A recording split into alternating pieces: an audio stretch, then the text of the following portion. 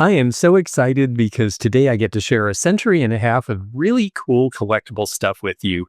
Things that we recognize from our lifetimes, things that we might have never seen before that our ancestors held dear. All of this is really fun, has great stories, and is for sale right now because all of this is going up on eBay. And the first thing that we're listing is this. I always liked these when I was a kid. I like them even better now. This is Viking glass, and it is the medium-sized avocado green mushroom. Such a great color, so rich and deep. And I love that they even have all of the little striations on the bottom like a mushroom would. This is part of the Epic line. Epic was a big departure for Viking glass. They had been the New Martinsville Glass Company from 1907 to 1938, and they went bankrupt in the Depression. And the new owner realized that Scandinavian glass was where things were going. They'd always made clear glass and crystal and etched patterns. And he took the company in a radically different direction with the help of Elmer Miller. And Elmer Miller was a guy who had worked for New Martinsville since the 1920s. And all of a sudden was called on to develop this new line. And he came up with swoopy styles and interesting birds and animals. They did a whole Noah's Ark line. And they did the mushrooms between about 1970 and 1975, about the same time Blanco did their mushroom line. And they are super popular now. I remember when I first was in the business about 30 years ago, a fellow told me, oh, this is going to be the thing. And he had a whole shelf of them. And they were priced at about $15 and $20 a piece. And now they sell for a lot more. He was on to something. This is in perfect condition. And this is going to start out at $29.99. They typically sell for about $65 to $75 now. So we'll see who gets this one. This next piece is really interesting to me. Around the mid to late 1700s and into the early 1800s, women started to use dance cards. And it became really widespread in the late Victorian period. Well, along the same lines were these little pieces, sometimes ivory. This one, fortunately, is bone, which means we can still sell it. When you flip the little latch there, it opens up and fans out. And what you'll see when we turn it to the other side is this is actually a calendar. And this was thin enough you could write on it with pencil and erase it. And if you notice, it has little memo sheets for every day of the week, Monday, Tuesday, Wednesday, Thursday, Friday, Saturday, except Sunday, because this would have been made sometime around 1870. And in 1870, Sunday was the Lord's Day, and most people stayed home and didn't work and didn't do much of anything. So they figured your Sunday was already set. So you just got 6 days to fill the rest of the week with all of your appointments and all the things that you needed to do. The shield in metal there with the rivets is very typical of 1860s, 1870s American made. It was right around the time of the Civil War. So shields were definitely a motif you see a lot at that time. Interestingly, you see a lot of shields as motifs now. It's a little more permanent than the dance cards of the era, which were generally made of paper and folded out and had lists of the people you were going to dance with, because of course dancing was rather a social event, and they started doing minuets and things that were rather short. And so the idea was that you got to dance with several different people over the course of an evening. And when your dance card was full, you had an excuse not to accept an invitation from someone you really didn't want to dance with. From the dance card and these calendars came the expression, "Can you pencil me in?" Because you would write on these in pencil, and if there was a space for you, well, they would pencil you in. And if they were too busy, well, you just didn't get penciled in. So that's where that expression comes from. We just don't really see many of these anymore. It's the first time I've ever owned one. And we are going to start this off at $29. They typically sell closer to the $50 to $75 range. And we'll see who finds this as interesting as I did. A generation after that time, these start to appear. This is a very cute tasseled celluloid. You can see it looks sort of Bakelite-ish, but it's one generation earlier. It's a green celluloid with an ivory top.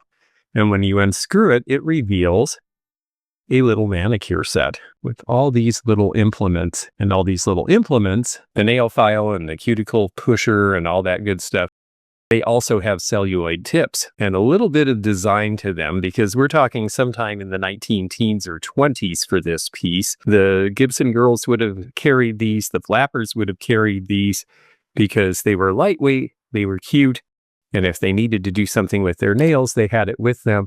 Plus, it had a nice little tassel and some fringe for a little extra decoration and also to wiggle around when you danced. Manicure sets are actually much older than we think they are. In fact, they go all the way back to the dawn of civilization. They have found manicure items in the ruins of Babylon, in Egypt, in ancient China.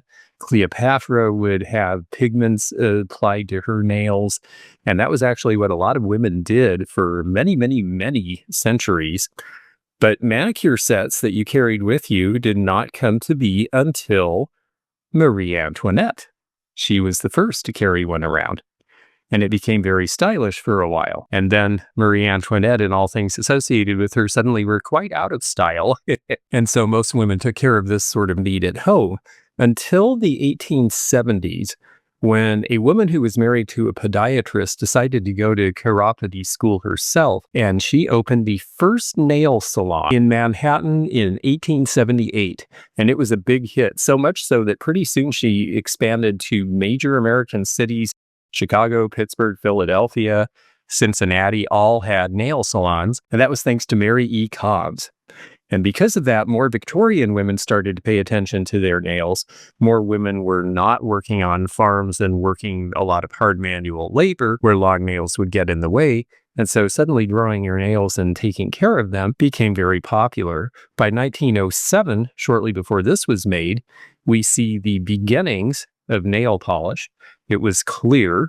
It took until the 1920s when auto companies started to use a certain type of paint. Charles Revlon and others figured out how to use that same formula and make colored liquid nail polish. And that's about the time that this was made, right about 1920. We see nail salons on pretty much every corner now, so we know this is a big deal.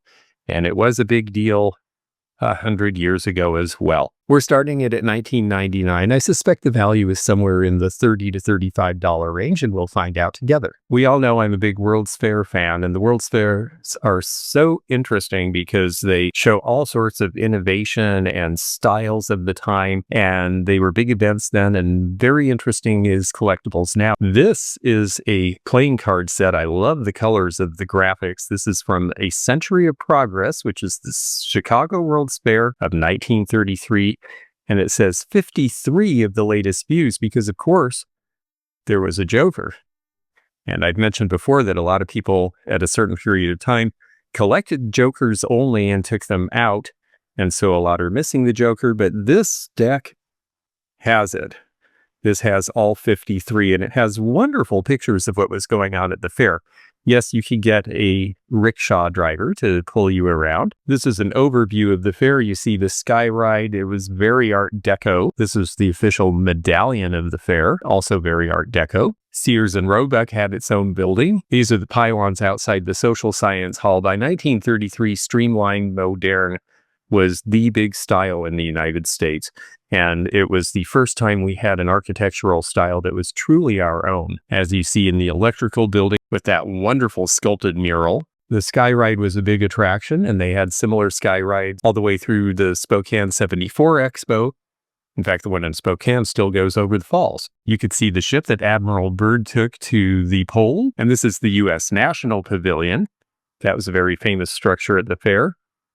And of course, on the backside, we have the Travel and Transport building. I just think these are so neat because it gives you a chance to really take a walk through the fair as if you were there. And there is something really fun about that to me. The cards are in great, almost unplayed condition.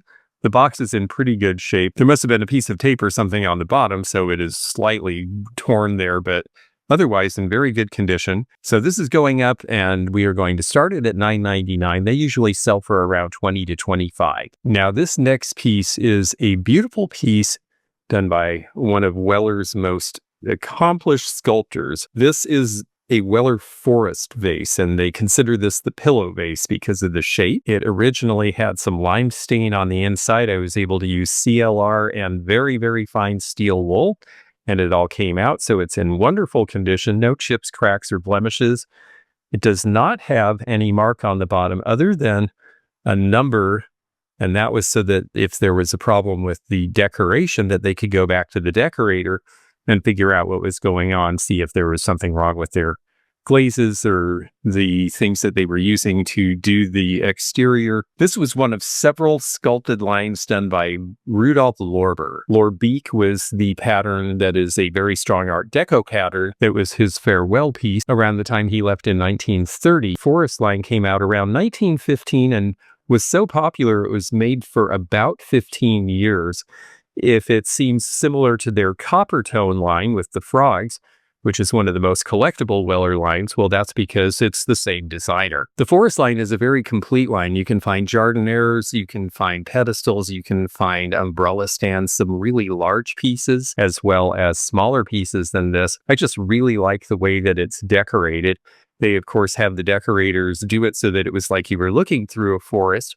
Rudolf Lorber was inspired by things he remembered seeing in Austria as a child. And so you see water and blue sky in the background. So it really gives it a lot of depth. I think it's a very attractive piece. It definitely has arts and crafts, coloration, and that naturalistic look that was very popular in the Art Nouveau period. But this was popular enough that it was made all the way through the 1920s. This piece usually sells for $100 or more. We're starting it at just $39.99.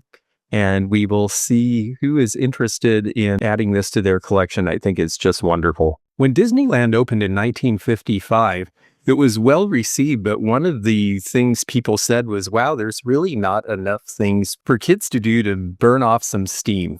And so in 1956, they came up with Tom Sawyer Island. And of course, this is right at the peak of craze for all things Western and also for any sort of adventuring. And Mark Twain's book of Tom Sawyer and Huck Finn was absolutely a must-read for a lot of school children. And it was all about adventuring. And so Tom Sawyer Island was created as a response to that. This is the original folio from 1956 when it first opened. It shows all of the attractions, and it also has a wonderful map of Tom Sawyer Island. Now, Tom Sawyer Island still exists at Disneyland and most of their theme parks today. It varies depending where you are, and it has changed a lot.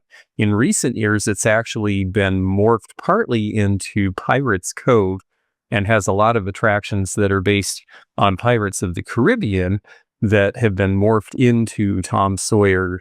And the way they've done that is to say, well, Tom Sawyer and Huck Finn, when they were playing, would have had all sorts of ideas of pirates and that sort of thing because they were on the Mississippi River. And so, of course, it makes sense that Tom Sawyer Island would also have such things. It's a little bit of a stretch. The original Tom Sawyer Island had things like Tom and Huck's tree house, where you could enter through the tree trunk, the old mill, the fishing pier, Injun Joe's cave. A lot of those kind of attractions have been changed because, well, we don't really view Native Americans the same way we did then. But of course, this was done through the lens of Mark Twain writing in a much earlier period of time in the prose of that day. There was a pontoon and suspension bridges and forts and all sorts of places to run around and play. That is why Tom Sawyer Island was a big hit when it opened. Originally, there was also a cabin, and the cabin would appear to burst into flame. And of course, that was because the Indians burned it down. A very 1950s way of looking at things, because of course the 50s is an era when kids and adults really had an obsession with the Old West, or at least Hollywood's imagination of what the Old West was like. Interestingly enough, Mark Twain in the book Tom Sawyer only refers to a cabin that burned and left its occupant homeless, and that it had happened due to some carelessness. He never specified that there was an Indian raid or anything else. As time went on and that was no longer politically correct, the story was changed to it was a bootlegger who still burst into flames.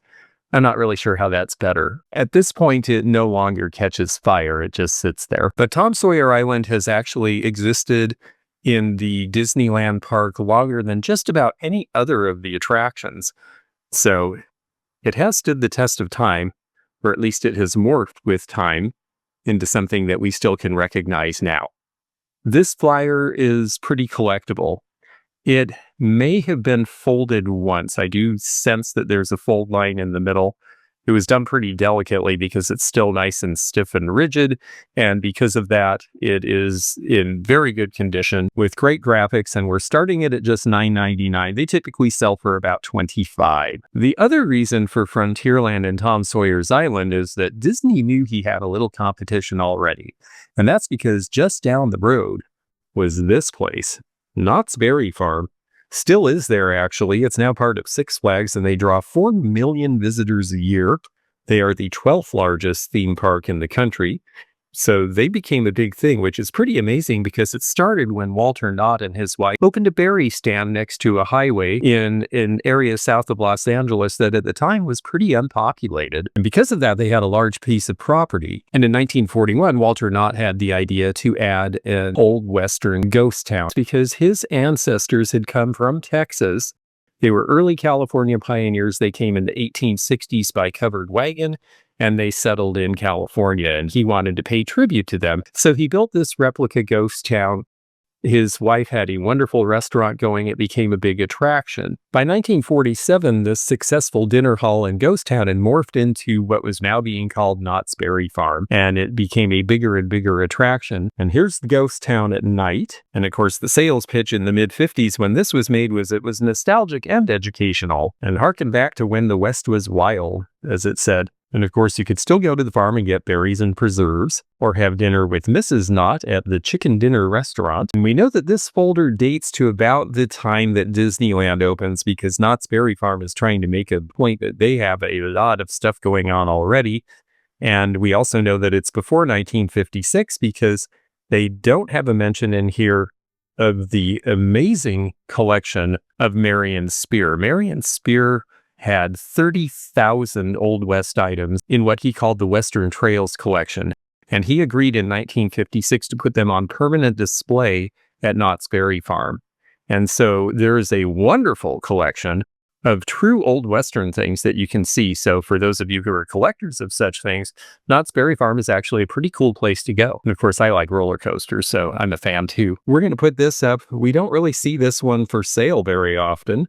And it is 36 illustrated color pages. We're going to start it at $9.99. I suspect it will sell for at least as much as Tom Sawyer's Cabin and maybe more. We'll find out. And while touring Southern California attractions, back then anyway, you could go to Escondido and see Lawrence Welk. Or you could just turn on your television because Lawrence Welk and his champagne music were originally on KTLA in Los Angeles, and it was on for decades. You can see reruns of it on PBS today. The Champagne Music of Lawrence Welk. This is a letter opener. This would have been something that you would have bought if you went to his place in Escondido. The bubble machine came about because he played at the William Penn Hotel in Pittsburgh, and they said, "Your music is so light and bubbly like champagne," and that's where he took on the champagne music moniker. The thing we usually see from Lawrence Welk are trays that have the Lennon sisters on them, or the entire ensemble and orchestra. You don't see a whole lot of the letter openers or the other things that they sold. And for those of you who are too young to appreciate Lawrence Welk, or who thought that was for grandma and grandpa back when you were kids and it was on TV, which was true. He did a lot of contemporary songs done to orchestral arrangements, but he had a very interesting background. His parents had emigrated from the Ukraine. They built a sod house and lived underground for the first year or two on their farm in the Dakotas. And when he was a kid, he fell in love with music. And he said, "I will pay you back if you buy me a $400 accordion by working on the farm until I'm 21. And his dad decided that was a good deal. And it was a good deal for Lawrence Welk because $400 accordion back in the 1920s equates to about $6,000 now. So it was an expensive and very good instrument. And he became very accomplished on it. He was with a couple of bands with some great names, the Hotsy Totsy Boys and the Honolulu Fruit Gum Orchestra. He got a radio show in Yankton, South Dakota, and because of that, started to be picked up by other Midwestern broadcasters, ended up headlining in Chicago, and he even did, in 1944 and 5, some of the first music videos ever. They were called Soundies, and they were little 3-minute snippets on film of he and the band playing. I remember my grandmother loved Lawrence Welk because it was wholesome and inoffensive, although he did get into some trouble when he did a cover of One Toke Over the the Line by Brewer and Shipley and spoke glowingly of the song. That got a lot of hate mail.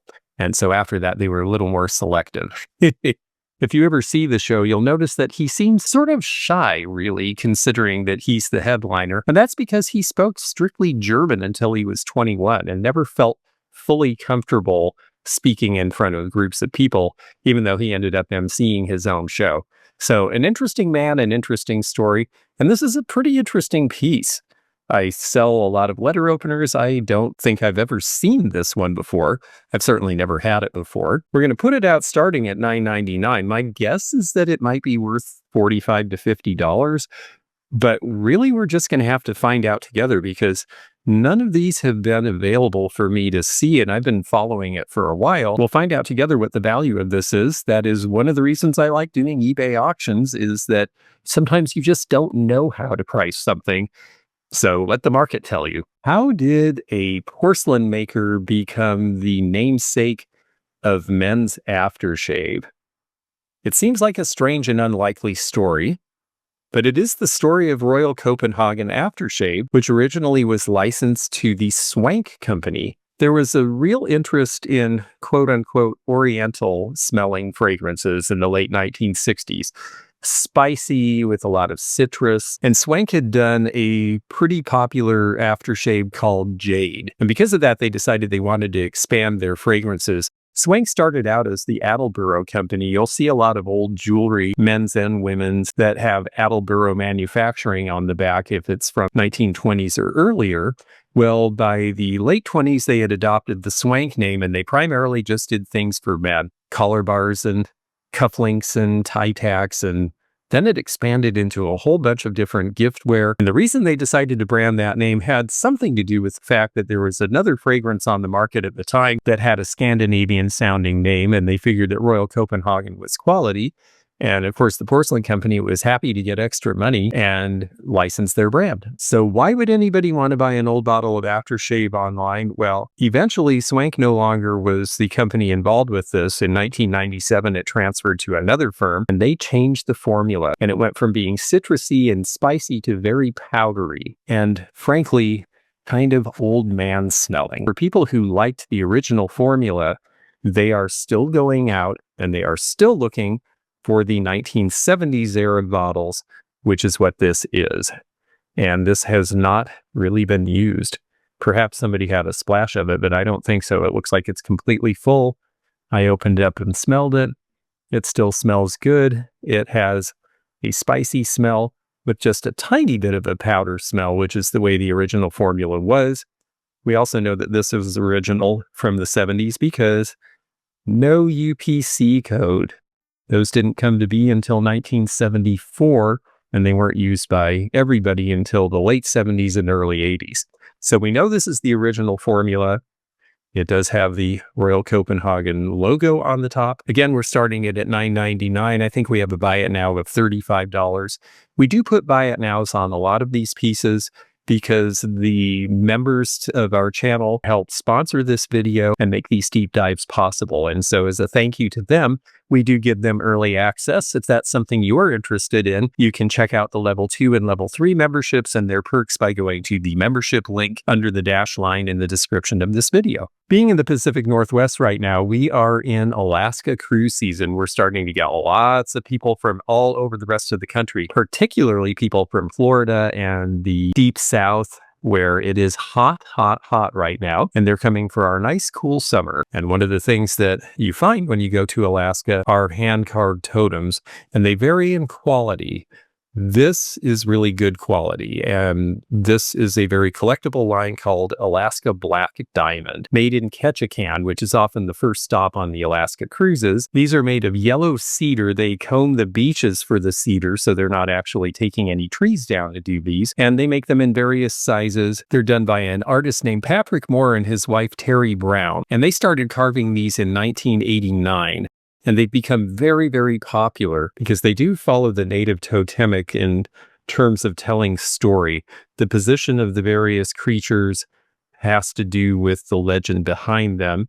And in this case, they actually tell the story in this little booklet here. This particular one is called Shaman's Daughter.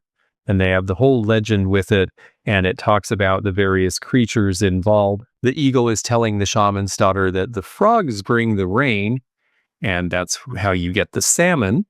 And it's a very involved tale and goes on for about 4 pages. It's nice to have these booklets with the piece. That definitely increases the value. And these are not inexpensive.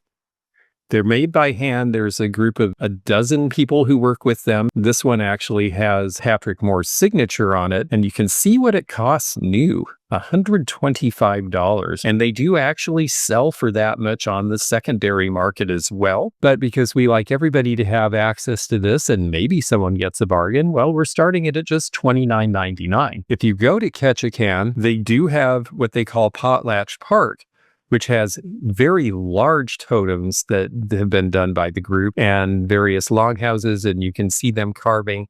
It's a pretty fascinating tour. Once upon a time, 70-some years ago, television was a brand new concept, and televisions had cathode ray tubes, and they only could be made in round shapes until about 1953. Because of that, TVs had round screens, and you either adjusted it so that you cut the corners off, or you had a little picture in the middle of an empty circle. And around that time, because televisions were such a big deal, they made novelty pencil sharpeners based on televisions of that time. Novelty sharpeners start to appear in the 1930s. We think of the Depression as a time when nobody spent money on anything, but little inexpensive novelties were something people could afford, and it was something you could give as gifts for children. The marketers realized that children actually drove some of the buying decisions, and so they started making more things for children. This is a rather hard one to find. Usually what we see with the television-shaped sharpeners is they are the flash views from the early 60s, and they're the typical televisions like we think of with the rectangular shape. And this one is earlier because it's based on the early 50s console type. And when you look inside in very 50s fashion, you look inside this hole here, you see, gee, surprise, Western scenes. You see a cattle wrestler, and you turn the little dial, and you see a cowboy, and you see a bunch of people riding horses, and you see some guy who is either smiling or getting shot. I can't really tell. I wish I could show you these things, but they are very, very tiny. And so if you want to see these fascinating scenes, well, you'll have to buy this piece. It is not something that we see very often. There's the pencil sharpener. It's in really good shape. And this would be the kind of thing you could take to school and then have confiscated by your teacher because you were looking at cowboys instead of paying attention to the lesson. So how many of these got home and are still around? Well, I'm guessing not too many. I had not ever seen one before, and I couldn't find one online when I went to look. So we're going to start this off at $9.99. I'm not putting a buy it now on it because, like I said, I haven't seen any of these, and I just don't really know what it should go for. So we're going to let this one run and find out. So from the 1950s to the 1850s and 60s we go. This is a banknote. This is a real $1 bill from Augusta Insurance and Banking Company of Augusta, Georgia. There was a period of time during the free banking era from 1837 to about 1863 that any little bank or group of people could just get together and issue their own currency. Now, if the bank went under and didn't have capital enough to pay it, you were just out. And so there were lots of these all over the country. And that was because we had a lot of argument in the early years of this country over whether there should be a national bank or not. Originally, there was a national bank, and in 1795, they started having bills printed by the American Banknote Company, and that's who did this bill. And what's interesting about that is if you look at the date on this, October 24th of 1861, the Civil War is going at this point. And yet American Banknote in New York is producing money for both the United States and various banks in the Confederacy at the same time. And nobody thought that was an issue, which is very interesting to me. The Smithsonian actually has one of these exact bills, the same denomination, in their collection. The woman on it is Florence Nightingale, who of course revolutionized nursing primarily by introducing cleanliness and standard in the Crimean War, which had taken place just 8 years before. I really like the graphics. They're just so beautiful. The American Banknote Company was really known for these kind of graphics. They ended up doing stamps for the US government. And then when the government decided it needed to be in control of printing its own money, then they ended up doing stock certificates and other such things. They are still in business today.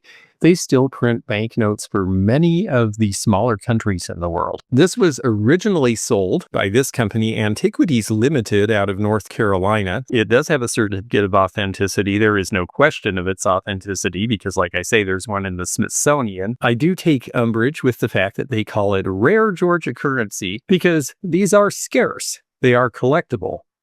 They are not rare. Rare would mean they made a dozen of them and there's 5 in existence or something like that. But they are unusual to see. And the graphics are really great. It's nice that it's framed. I did not take it out of the frame to look at the back because it's been in there long enough. I thought it just needed to stay put. This is probably framed about 30 or 40 years ago. And people definitely have an interest in these. We are starting this at $19.99. Typically, these close in the $75 to $85 range, and that's usually not framed with a certificate of authenticity, so we'll see if that makes a difference in the value. This next item, or I should say items, because we're selling them together as a lot, they came together as a lot originally, show a beautiful car that I've always wanted to own. This is a Packard, and of course this particular one would be very interesting to own because they make very few of them. This is the Packard Panther Daytona. Prize winner, record setter. This was a show car. This car was not really meant to be seriously put in production. They took their regular car and lowered it and made a convertible of it. They actually did make several of these and ran them at Daytona. That's why it says Panther Daytona. And this folio also comes with the original press release sheet, the photo and the press release attached to one another. And it's showing how it is appearing at the 1954 Parade of Stars Auto Show. It has the information from the Packard press office with the photo as well as the other folio. Packards were beautiful cars, and they were at one time extremely expensive cars. They actually were more popular than Cadillacs with the wealthy class for a long time. They kind of let the styling go out of style, and then they radically changed them in the early 50s, and they were very handsome. And the restyle was so different for them that a lot of their original owners were kind of confused by it, because it wasn't the old dowdy heart-shaped grille that stood up in the middle and was very formal. And that was a difficulty for them. The other thing is that 1954 is the year that they bought Studebaker. As much as I love my Studebaker cars, Studebaker was not doing well, and Packard probably should never have bought them. But the fellow who ran Packard, James Nance, also made a ton of mistakes. And one of them was that he was spending so much money on show cars in order to show off that he failed to actually deal with the merger well. And so Packard in 1954, in spite of being a prize winner and a record setter, was not a record seller. And Packard, within a few years, was gone. Packard's logo was "Ask the Man Who Owns One." Of course, the assumption was that you were a wealthy man if you drove one of these. That may have also been a problem for them because by the 1950s, a lot of the car buyers were women. Show car stuff is pretty desirable with collectors. And the fact that this has the news release along with the press photo in addition to the folio, because we see the folio from time to time, but we don't really see this whole package together. And so I think for somebody who's a car buff like I am, they're going to really enjoy this. We're going to start this at $9.99. I'm not putting a buy it now on this one because, again, with the press photo, this is a different animal than what we usually see sell. Our next piece is so teeny tiny that I've almost lost it on a few occasions, so I think it's important to sell this while I can. It is a stick pin, and that logo is International Harvester Corporation. International Harvester was the brainchild of J.P. Morgan helping Cyrus McCormick and some other companies merge, the idea being that they would have a monopoly on the harvesting and thresher market. This was in 1902. They were lucky they got it done then because right after that, Teddy Roosevelt really started breaking up monopolies and trust. But they got away with it. By 1908, they ended up selling 700,000 reapers, which was a huge amount. They pretty much owned the market. They made light trucks. They were the ones who pretty much invented the pickup truck. Harvester was a big deal for a long time, and these would have been something that you would have used as a stick pin in your lapel, maybe in a cravat, perhaps for the sales force.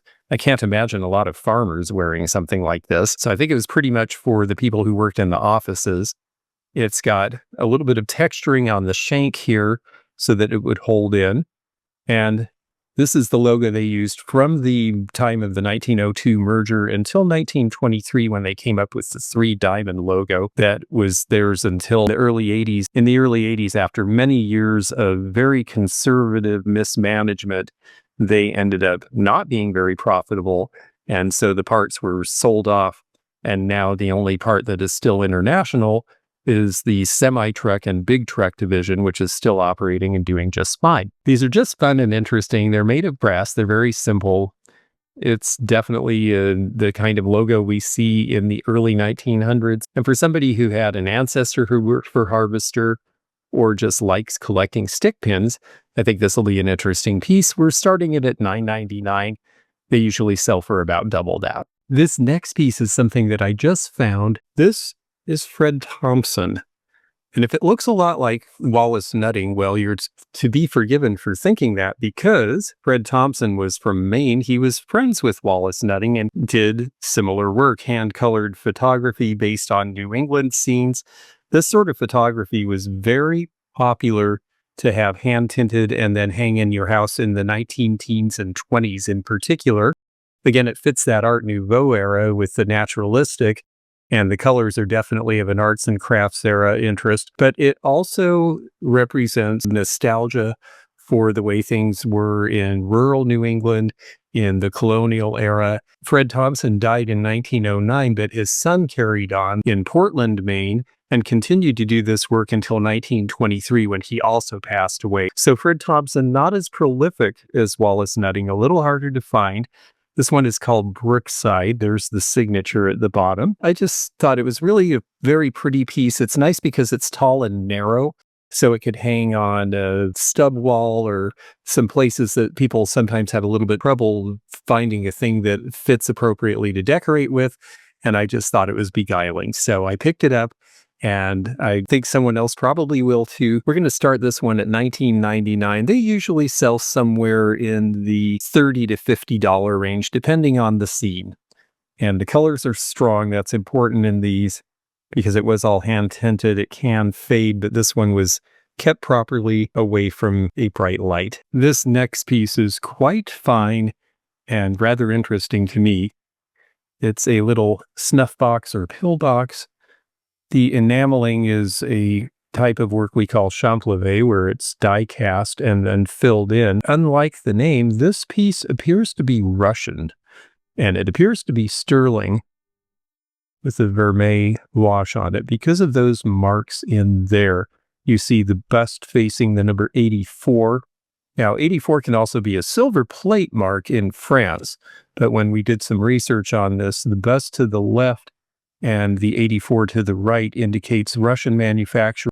The detail is really beautiful and quite fine. These were things that were done for the czars and for the wealthy class by the peasants. And the peasants did all of the work, and the wealthy, to whom these were just sweet little trifles, were able to afford them. That had a lot to do with the run-up to the Russian Revolution. It's just beautiful and so really refined and well done. Champlevé goes all the way back to the times of the early Celts around 200 BC. It reappears in medieval France, and the name Champlevé comes about at that time for this type of decoration. But this does indeed appear to be a Russian piece, sometime around 1910 approximately. I don't get very much Russian silver. I've had a few pieces in my career. It doesn't come out terribly often. A lot of it's already in collections. And we're going to start this at $49, which is very inexpensive for what it is. And we're just going to let it run. I'm not putting a buy it now on this because I do think it is a very special piece that could have pretty good value. So we're going to find out together. Speaking of the Celts, the next piece we have is also quite nice. This is a Scottish kilt pin. This particular one is also sterling with an amethyst stone set in it. A couple of amethyst stones, actually. It has a nice safety chain, and yes, it does pull out to reveal a dagger. Kilt pins are worn at the lower corner apron of a kilt, and the purpose is so that the kilt doesn't flap open, and yet the pin does not go through both layers of fabric because the kilt wouldn't hang correctly.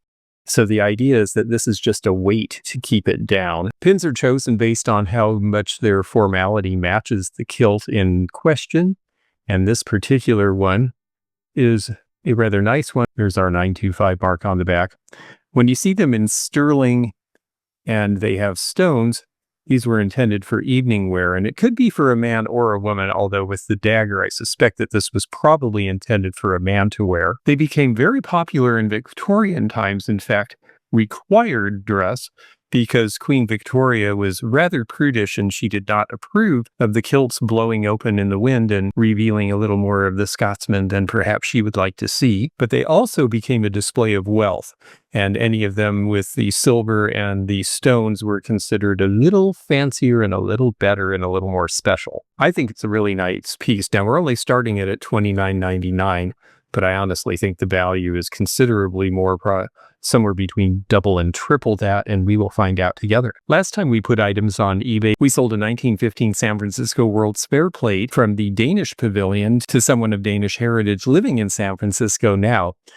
I found another piece that's rather unusual, and we're going to see who our collector for this is. This is an interesting triangular dish, and it is Royal Copenhagen. Royal Copenhagen seems to be a theme for me lately. I found this in the Norwegian heritage town of Paulsbo, Washington, and there's the mark on the back. This porcelain piece is from 1914, as it says up at the top. And what was happening in Malmö in December of 1914 is a meeting between the three Scandinavian kings, the King of Denmark, the King of Sweden, and the King of Norway. It was significant for a couple of reasons. The main reason it was held was for the three kings to decide what their position would be during World War I.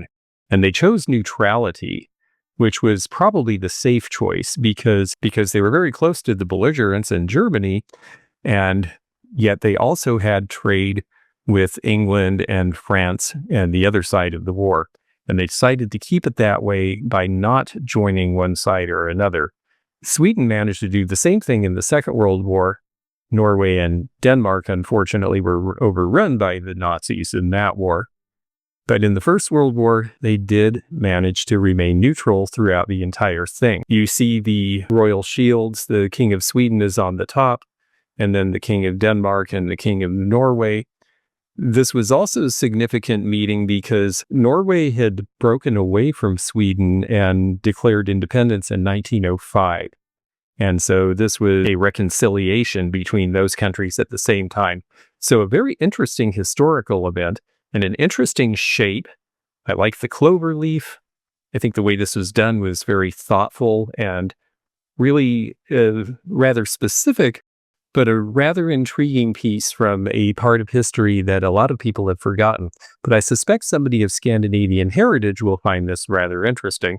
I have relatives in Denmark and Sweden, very distant at this point. We're going to start this one off at $24.99. We have a buy it now of $45 on it, which is about where they typically go. This next piece I just think is so beautiful, and I'm going to show you in pieces, and then I'll try to back up as far as I can and show you, but you may have to look at the pictures to really get the full effect of this. This came from an estate in Seattle. There are no tags on it of any kind. And so assessing the age is a little bit difficult. It is velvet. It has a sheer aspect to it, and then these wonderful islands of color that make these floral patterns. It is a beautiful shawl. It is in wonderful condition with no runs, no damage. From back here, you get a little more of the effect, although you don't really see the color in this light. But in person, you also see these wonderful jewel tone colors, a little bit of a rose color, some greenish colors, a little hint of blue here and there. It's just a beautiful piece. All the fringe is in wonderful condition. It looks like something that I imagine Stevie Nicks wearing in concert. And it could be that it's from that era. It might be 1980s, but it might also be considerably older. It came from a 3-generation estate. And because it has no tags, we're really left to wonder, is this from the 1920s or 30s? Is this an old piece that came from the family? The way that it's sewn on the edge might be a clue for somebody out there, so we'll show you that. I just think it's so beautiful, and I think someone else will too. And so I wanted to put it online. It's about 6 feet wide. It's about my entire arm span to hold it out. And so it is something that somebody could wrap around the entire torso. So I just think it's a gorgeous piece of fabric. It's sumptuous. It's deeply colored. It's so soft. Shawls originally came from the Kashmir region. And then in the 1800s, they became so popular that a whole lot were made in Paisley in the UK. And Paisley as a pattern became very popular at that time as well. By the 1870s or 80s, they started to be replaced with coats and cloaks. But as a fashion accessory, they have lived on not just in pieces like this that we see here, but also as folk garments in Spain, in Latin America, in India. There are many places in the world where shawls are still worn regularly. And I think this one is so pretty, you could wear it or you could hang it on the wall. So we're going to start this off at $19.99. And I'm not putting a buy it now on it because I just think it's so beautiful. I want lots of collectors to get the opportunity to see it. Vintage fashion people, maybe goth girls. I think somebody out there is going to really love this. And that brings us to our last item. We started with a piece of 70s glass and we're going to end with a piece of 70s glass. And this could not be more 70s or more appropriate given that we are about to be at the 4th of July. And this is a big, interestingly shaped swung vase. From what we can tell, this is by the Bartlett Collins Company of Oklahoma. Bartlett was an oil man, and he convinced Collins, who was a glassmaker from the East, to come and open a factory in Sapulpa, Oklahoma, which, for those of you who collect Frankoma, yes, the same town Frankoma pottery was made in eventually. This piece is just so much fun. It's very, very bicentennial era, 1970s, and it has the colors of the flag stretched in this most interesting way into this swung vase. It measures about 14 inches tall. It has a nice sturdy base. I just think this is so much fun. I owned it once. I sold it to a friend of mine. Then we did a show together and I liked it so much I bought it back. So I just had to have it for a while. But now it's time for it to go on to another home. It's forever home, I guess. And I just think it's so cool and so timely. Bartlett Collins originally made boring things like lamp chimneys and milk bottles, but they quickly got into tableware, and they ended up being quite a big concern. In the 1950s, 60s, and 70s, they made tons of fun stuff, a lot of which we recognize and don't realize is theirs. Tumblers with starbursts are theirs. The Scotty Dog bar set with the cocktail shaker. The cocktail shakers from the 50s with the big round cap, those are Bartlett Collins. And I've seen several patterns of those and did not realize that they were the maker. They did ice buckets, they did barware, they did tableware, and they were so successful that eventually Lancaster bought the factory, ended all of their production of this sort of thing, and switched it all over to making things for their tiara exclusives for the home parties because that was such a going thing at the time. And so this 70s era stuff, this was kind of the end of the era. And I have not seen one of these before. I think it's rather unusual. I'm starting it at $29.99 and we're just going to let it run because I don't really know what this should sell for. But we're going to see if somebody else thinks it's as cool as I do. It will be great for next year when we have the 250th anniversary of the signing of the Declaration of Independence. So there's a century and a half of interesting collectibles and vintage items. Please do follow along with the sales. We will do a wrap up and let you know how they all turn out in the end and where these things go. I think some collectors will be delighted to get these things. We always look for things that are a little unusual or have a good story behind them to share with all of you. And thank you for sharing this time with us. If you enjoyed this video, check out this one. Also, click thumbs up to like this video and check the description for information about our Patreon, our memberships. We've got a lot of different levels with different perks and bonus videos and early content. Also, please do check out our website, theantiquenomad.com, for appraisal help. And we'll see you again for more adventures in the antique and vintage community soon. Bye for now.